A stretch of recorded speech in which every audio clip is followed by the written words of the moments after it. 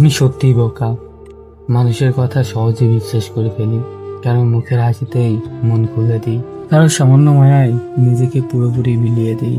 আমি ভাবি আমার মতো সৎ সরল নির্ভেজাল, কিন্তু সময়ের সাথে বারবার বুঝি আমি ভুল ভাবি, আর সেই ভুলটাই আমাকে আবার মনে করিয়ে দেয় আমি সত্যিই বোকা। এই বোকার মতোই আমি ভালোবাসি, মন খুলে আপন করে নিই। কেউ ঠকায়, কেউ উপহাস করে, কেউ ব্যবহার করে, আবার কেউ দূরে ঠেলে দেয়।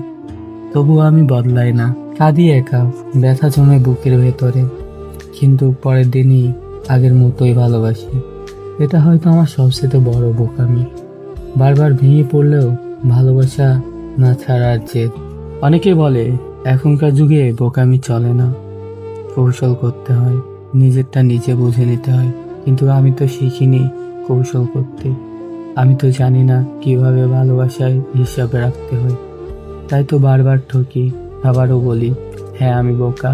তবে আমি বিশ্বাস করি এই বোকামির মধ্যে আমার আমিটা লুকিয়ে আছে। একদিন কেউ না কেউ বুঝবে এই বোকামির পিছনে লুকিয়ে থাকা নিঃস্বার্থ ভালোবাসা আর বিশ্বাস। আর যদি কেউই না বোঝে, তাও আমার আফসোস নাই, কারণ আমি জানি বোকা হওয়া খারাপ নয়। যদি সেই বোকামিতেই থাকে ভালোবাসার বিশুদ্ধতা।